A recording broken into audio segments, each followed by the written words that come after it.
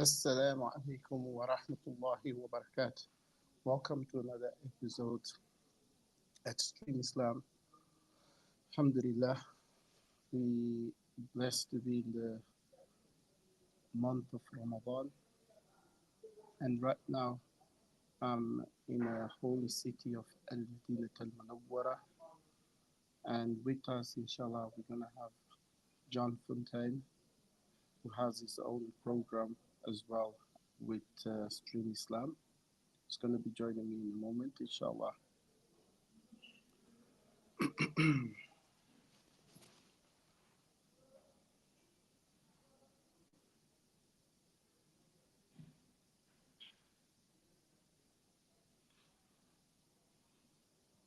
So, meanwhile, I would like to discuss an important topic on utilizing social media to counteract mass propaganda and educate people about Islam, especially as a strategy to provide an accurate information and dispel misconceptions. In this day and age, we've seen the great oppression happening in Gaza, and we're not seeing in the media um, counting uh,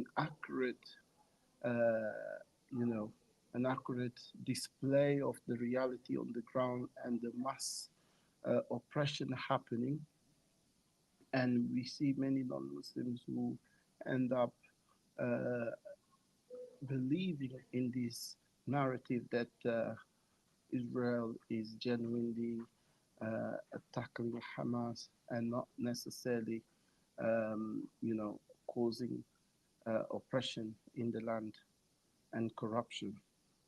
So, um, from an Islamic perspective, I would say we live in a day and age where we live in a day and age of mass information, and we have an important tool that we can make use of it, which is social media. And from the things that one could do is, for example, create an engaging content where one would develop an informative and and and educational content that highlights different aspects of Islam, such as its principles, teachings, history, and contribution towards society. This way, we have tried this before. For example, during the World Cup in Qatar, we have other examples in Masjid Al Fatah in Bahrain, where they do Islamic awareness through mosque tours. The impact this method has when it comes to inform people and educate them about the Islam is extremely effective. And from the things that we can then tackle is to address misconceptions head on.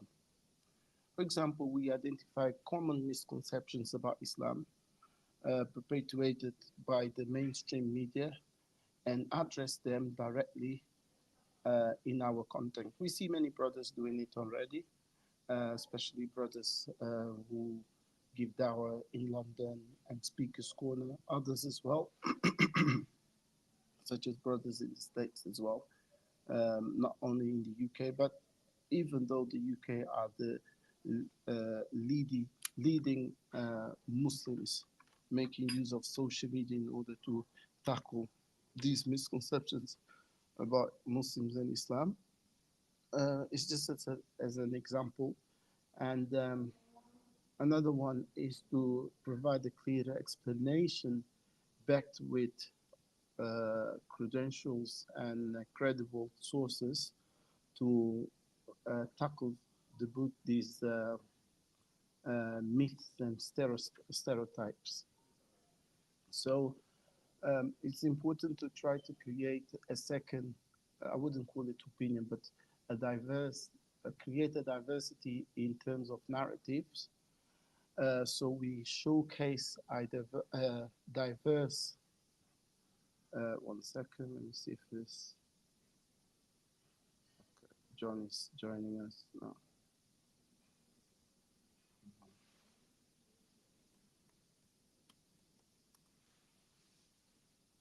So we try to showcase a diverse um, range of 1 minute. With us, yes. Um, I get back to you in a minute about this one. Assalamu alaikum wa rahmatullahi wa barakatuh. Assalamu alaikum warahmatullah. How you doing? Alhamdulillah. I'm glad to have you joining us today. You got your own show, mashallah. How are I you see doing? you got a new president. Say again? I see you have a new president. No, You're no, Senegali, I'm aren't you? newly new. Come on, bro. You're Senegali at heart. Senegal has a There's new a president today. delay. There is a delay of my internet connection and John's as well. So let me, Bismillah.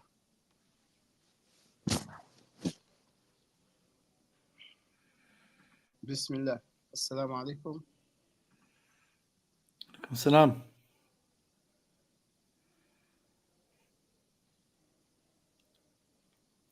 What's going on, bro? Are we live? Subhanallah.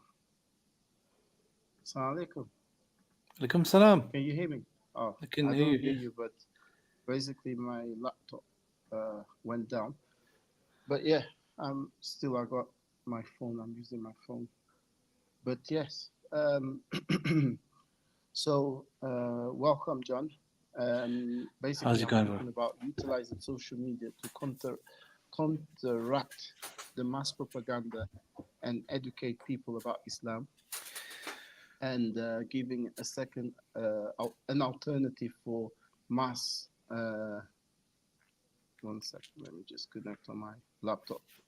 So to create an alternative voice that showcase the reality of Islam and defend Islamic principles. Are you with? Can you hear me, John? Yeah, I can hear you fine. Yeah. Oh, sorry. I don't know what's going on. On my laptop, it is disconnecting. So,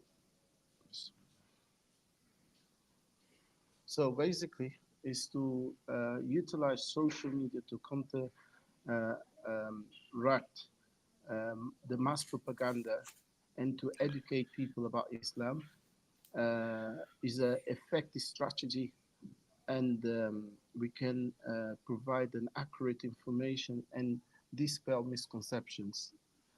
You've been making use of social media for a while, and back in the days, maybe 11, 12 years ago, it wasn't something that like students of knowledge would appreciate, was something looked down upon. So, what was your inspiration at the time to make use of social media in order to advocate Islam and clear misconceptions and give da'wah when it wasn't a popular tool?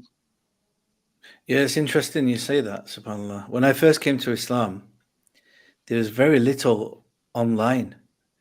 I think YouTube, the only Islamic channel that I can think of was the Dean Show. And in fact, the Dean Show used to be a website. He had many videos which were uploaded onto a website. And I think I came to Islam just as YouTube was taking off. And Facebook had been around for a while, but YouTube was kind of becoming more popular. And I think that's when Eddie from the Dean Show started to upload his videos onto YouTube. Because I remember I would watch some of the videos on YouTube, but the older videos, I'd have to go onto his website to see them, you know. So people like Eddie and other brothers, they've been very active using the internet as a tool There's been some brothers who used to write articles, like Bassem Zawadi and Gabriel Romani. He has a website called Let the Tables Be Turned or something. And what's it called? Bassem Zawadi had answeringchristianity.com. So they was like more using written articles to answer a lot of the doubts of the Christians who used to also write articles. And then as YouTube formed, everyone took it to YouTube. But in the initial stages of YouTube, it was very difficult because most people didn't know how to film and edit. You know, filming and editing costs a lot of money back then. I remember I started filming when I was about 18 years old, nearly 20 years ago. And just the editing software cost around £2,500. You know, Final Cut. Now that same software today is about £300, and it's much better. And the average camera would be like £10,000, you know, for a decent HD quality camera.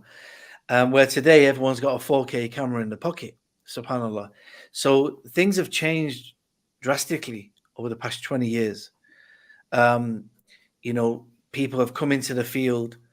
People have now started to try to get their own voice, coming onto YouTube, Facebook, TikTok, and we can't even keep up with the next, you know, best app. You know, we've got what's the other one? There's many of them, you know. So things have changed, and when I came to Islam, of course, I'm not a sheikh, I'm not a student of knowledge, but I had a YouTube channel already. I was a jazz singer. I had a Facebook channel. So I thought, let me turn these pages into Islamic pages where I can try to reach out to the non-Muslim audience that I had. You know, I had many non-Muslims following me. So I thought, let me try and use this as an opportunity to show them what I've found about Islam. But subhanAllah, these days, you know, somebody can come on to a social network platform and within one day they can be very famous. Or you can come onto social media and you'll never even get 100 views. You know, it's weird because the algorithm, it really is dictated by the app or the website themselves. And so it really depends.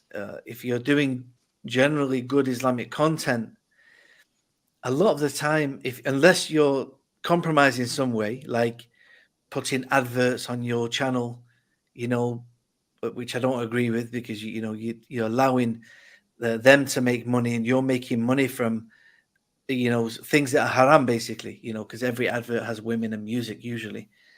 So unless you're compromising in some way, or unless you're being controversial, or you know, you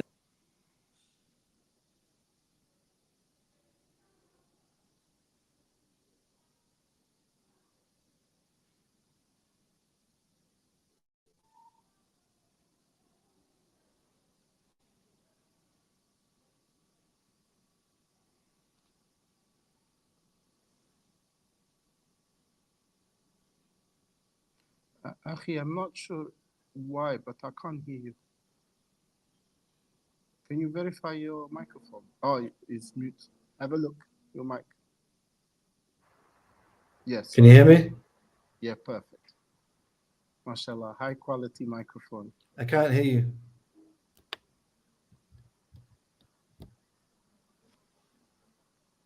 Was I muted? Yes, can you hear me now? Can you hear me?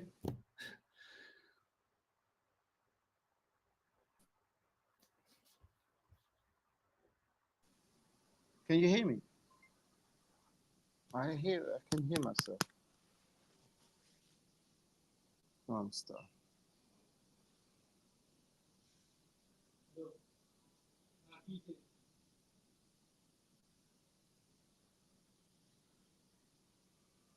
Please try to log in again.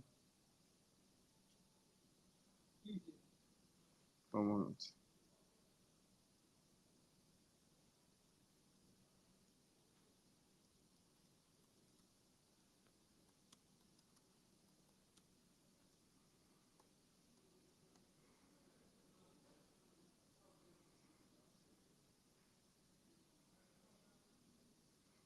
So, Alhamdulillah, we had some technical difficulties.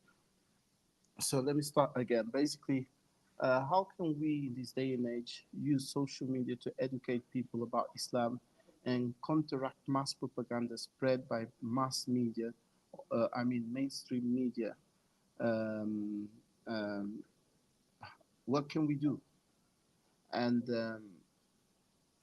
basically, social media is a powerful and effective tool that we can utilize as a strategy in order to counter these mainstream. Uh, one second.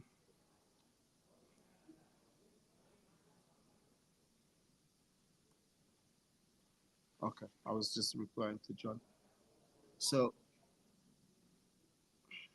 now, so social media is a very effective strategy that we can utilize as a tool in order to counter this mass propaganda against the Islamic faith.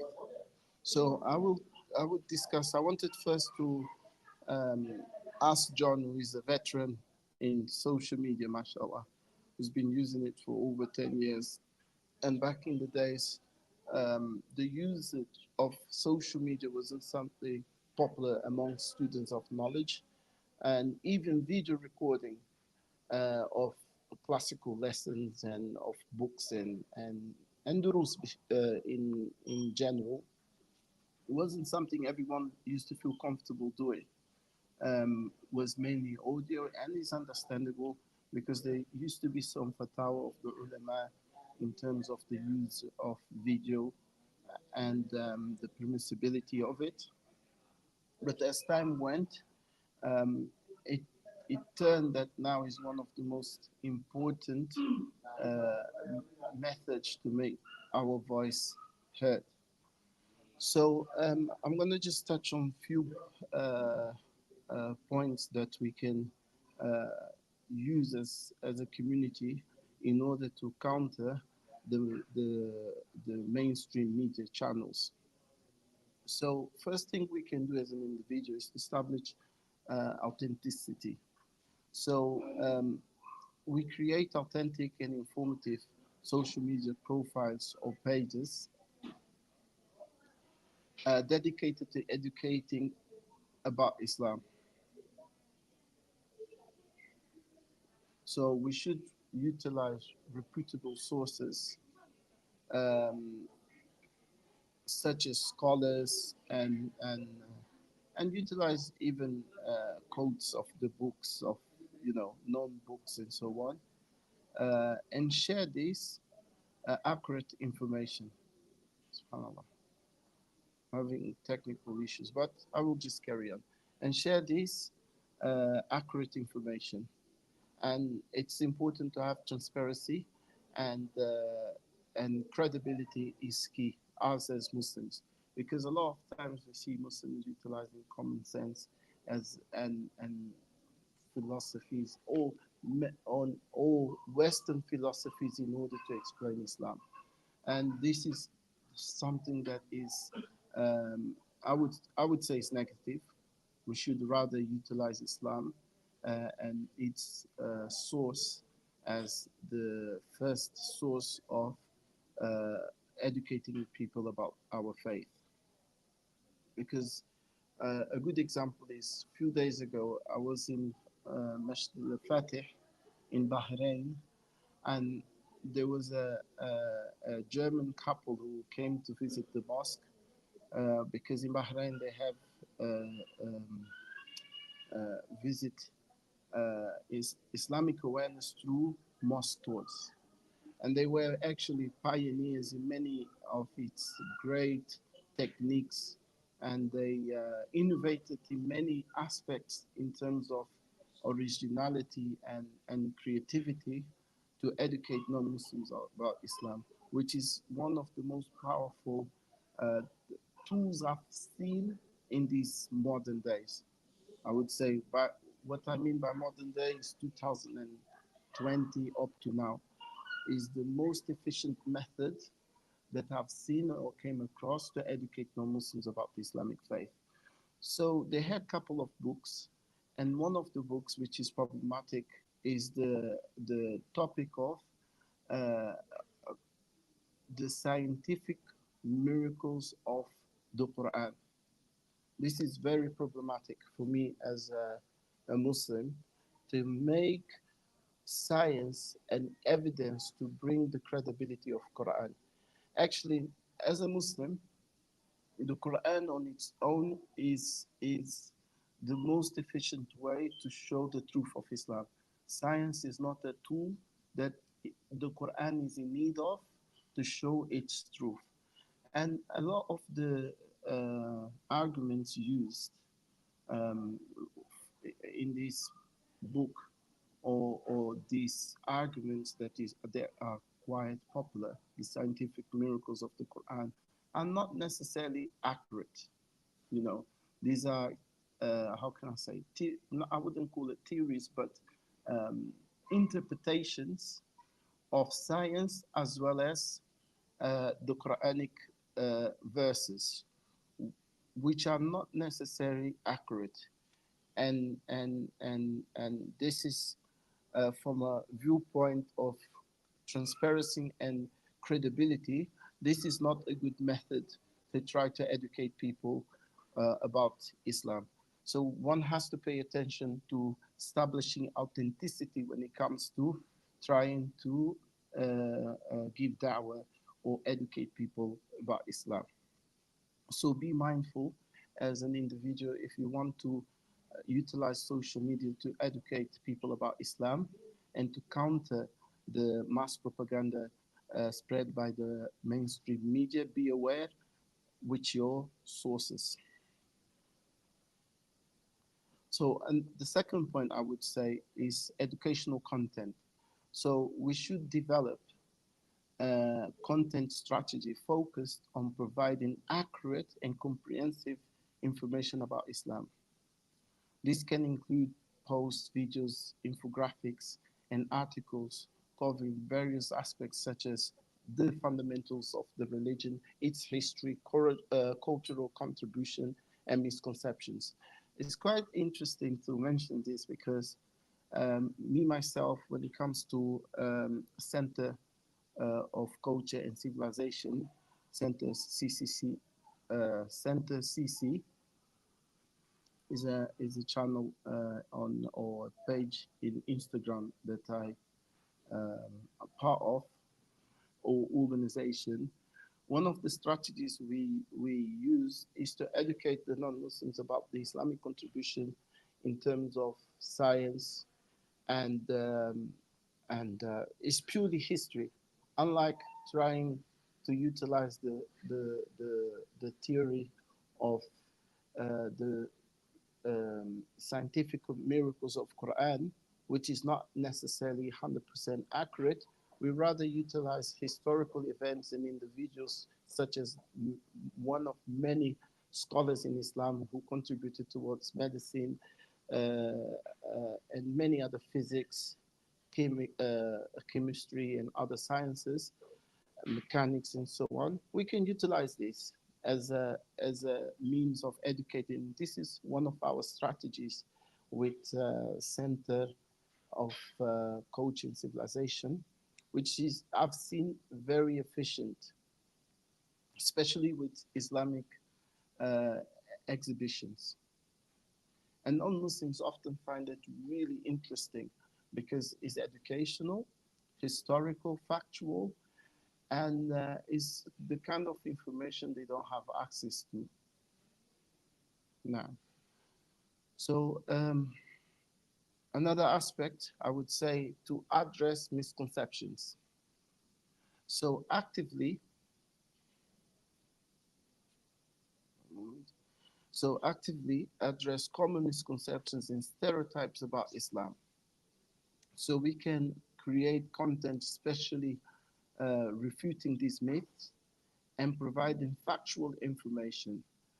And as we see in these critical times where Muslims are being oppressed in Palestine, Gaza at the moment, a lot of the public opinion hold by the West is purely based upon the mass propaganda that is spread through the mainstream media.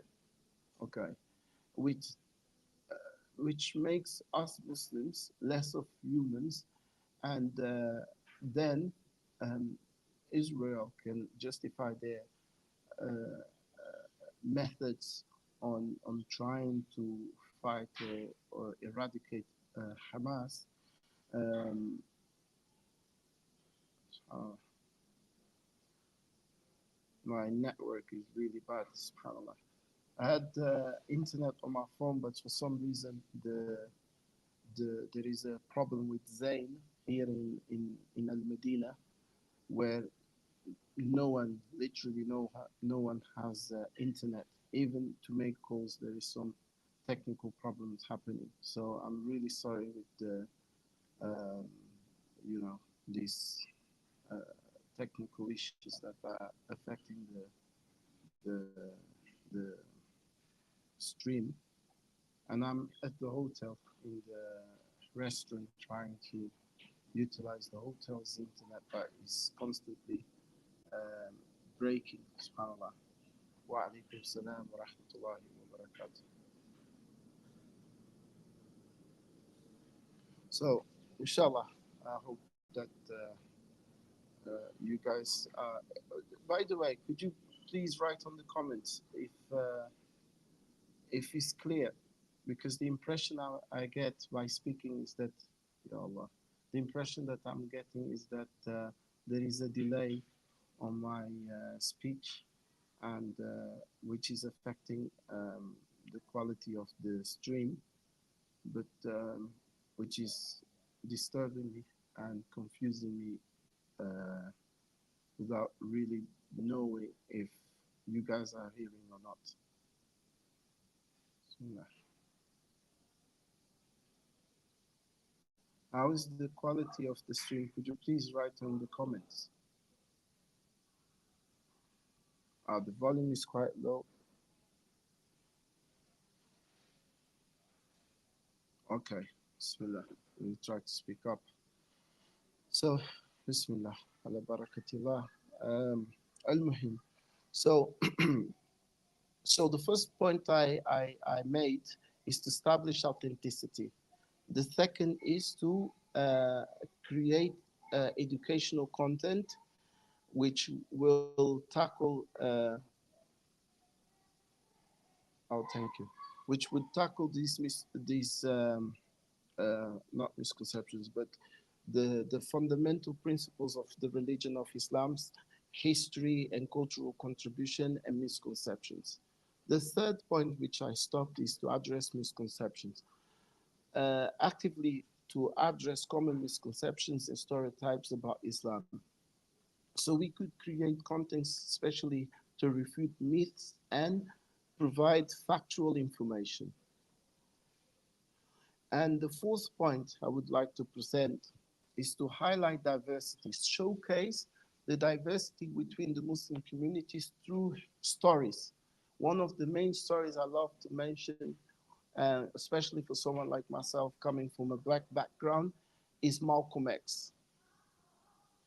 Malcolm X is a famous activist who showcased Islam as a solution for the racial problems that were happening in America during the civil rights movement and in the 60s. So Malcolm X is an individual I love to use as an example, especially for people who have a similar background as myself, who were Christians in the West, who witnessed racism, discrimination, and inequality, racial inequalities in the church itself. So I love to mention Malcolm X as a story, so on and so forth. For example, his letter he wrote in his pilgrimage. As well, one another thing I like to do is interviews. We invite special guests who might have a beautiful story or expertise or knowledge, and we try to interview them and to benefit people through these interviews. Like, for example, renowned reverts who come from a scientific background, or individuals who were influencers who then embraced the Islamic faith, such as Brother Amir Muhaddith Loon, known as Loon for his artist name back in the days before he embraced Islamic faith, or even Brother Muta, which is his stage name was Napoleon. So, and profiles like former politicians who were actively engaged in misinforming people about the Islamic faith and fighting Islam, literally writing books about Islam. And then when they eventually started to study Islam for what it really is, they realized its beauty, and many, Allah opened their hearts and they ended embracing this beautiful faith. Faith. So this is another aspect where we highlight the different cultural practices, traditions, and perspectives to demonstrate the richness and the complexity of Islam beyond the common stereotypes which the media tries often to uh, propagate. Media and as well Islamophobes such as Bob the Builder from Speaker's Corner and Tommy Robinson and many others, depending on your country, especially with the rise of the far right in Europe specifically, and to a certain extent in America, but specifically in Europe, Germany, Holland, France, uh, Portugal. We have whoever pays attention to the politics happening in Europe, you will notice the rise of the far right in terms of mainstream ideology in our countries. You know, so another aspect, which I would maybe number it as the fifth, is to engage in dialogue. So through Miss Education Forum, the purpose of Miss Education Forum is to go to universities around Europe where we invite renowned guests, people who are professors or journalists or former politicians, to give lectures and educate people about Islam from a factual perspectives. Hold on. Bismillah. Is it better? Sorry. I place the microphone closer to me.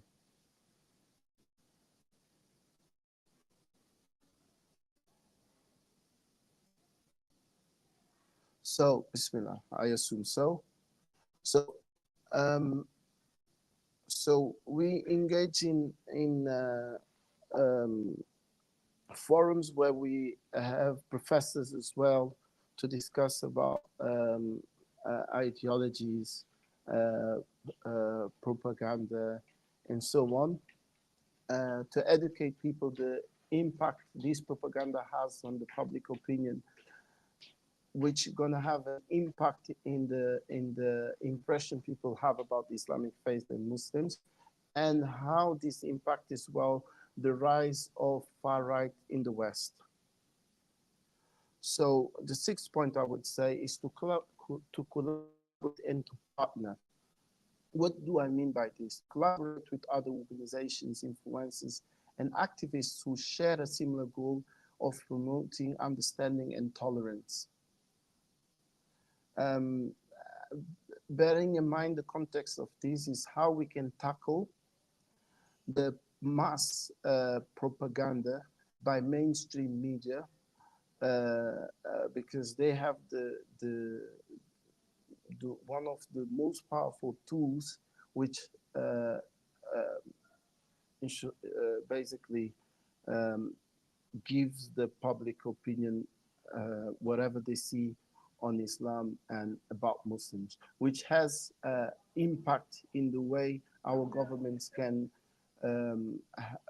bring policies or even their stance when it comes to the foreign policies, where the population, if they are aware of the oppression happening on the ground, they can have an input or even bring our leaders into account. Of course, I'm speaking from a Western context to a certain extent, but if the community and the society is pressuring our local authorities, and then our local authorities bring it to the attention of the government, and this can have a positive impact in our society. We've seen this with the apartheid in South Africa about 30 to 40 years ago, and we've seen that eventually apartheid system was abolished, even though the people in the ruling position didn't really change much.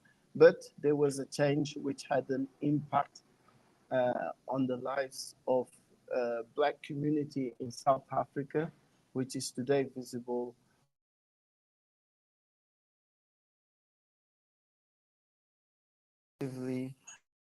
contributing towards the awareness are, the case that they took against Israel of how you call it again? Bismillah. Um, 1 second.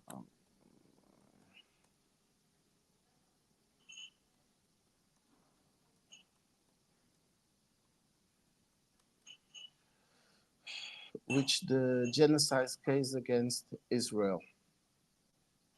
So we've seen how that can have an impact, which the local authority then will stand in favor of the oppressed people, which are the Palestinians.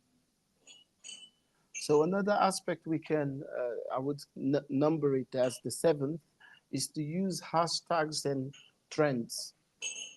Okay, so we utilize relevant hashtags and trend topics to increase the visibility of our content. And so to monitor current events and discussions related to Islam and participate in timely conversations and share valuable insights. This is a very important aspect on how we can counter the mainstream media. Bismillah. So the eighth point I would bring to this viewers' attention is to utilize visual storytelling. This is a very effective technique, such as videos, images, and animations to make an complex content more accessible and engaging. We have few where we worked on the Islamic architecture in Portugal, the revolt of the slaves of Brazil called the Malay Revolt, and few other animated videos which have visual storytelling. Um, we implemented the technique basically, which is quite effective, and they commonly become viral. So the ninth, I would say to create build a community. So that means we foster a sense of community amongst the fellow followers by engaging in interactive and participation, through creating polls, quiz, and challenges related to Islam, to promote engagement and to build supportive online community. Like a group of brothers, for example, everyone's gonna, for example, if there is a discussion, people are commenting, then a group of Muslims would counter that negative criticism to bring to the audience an alternative thought or idea that challenges these narratives, just as an example. And the last, I would say, to monitor and respond. So, what do I mean by this? To monitor social media conversation and trends related to Islam, to stay informed about emerging narratives and challenges. And of course, our role in this case would be to respond to this misinformation or negative portrayals by providing accurate information and, inshallah, knowledge based content. So, if anyone has any question or would like to contribute in any form or shape, feel free. Uh, Otherwise, inshallah, I would end the stream here, inshallah, because the internet connection is very bad today for some reason. Please, brothers and sisters, comment. Feel free to comment or ask questions. Or if I've said anything that is not clear or even a mistake, feel free to contribute.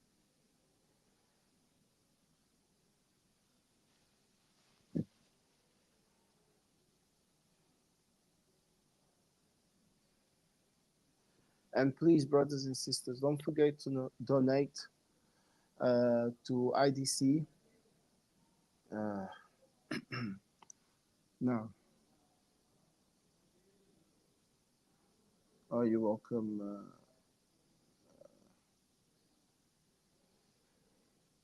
Sister Mary.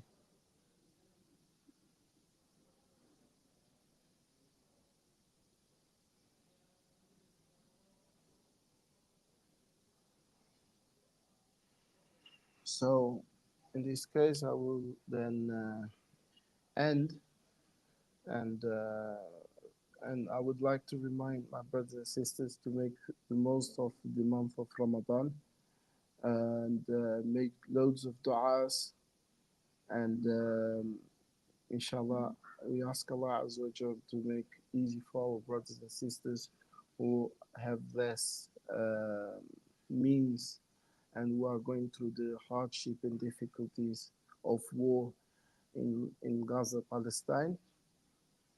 Remember them in your du'as, our families, especially our non-Muslim family and loved ones who are not Muslims. We should make the most of Ramadan to ask Allah Azza wa Jal to guide them. And I believe this is how you call it, forgotten sunnah of Prophet Muhammad sallallahu alaihi wasallam, who would make dua to Allah Azza wa Jal, even a Quranic method or methodology of making dua to our qawm, to our people. We don't often ask Allah Azza wa Jal to guide our people. Um, so without further ado, if anyone would like to continue my content, please check on Miss Education Forum, which is written on the screen, and or by Abu Ibrahim Silva. You will come across my social media. So, without further ado, I would like to thank you all to watching, and I'm very sorry for the technical issues I'm having with the internet. سبحانك اللهم وبحمدك أشهد أن لا إله إلا أنت أستغفرك وأتوب إليك. السلام عليكم ورحمة الله وبركاته.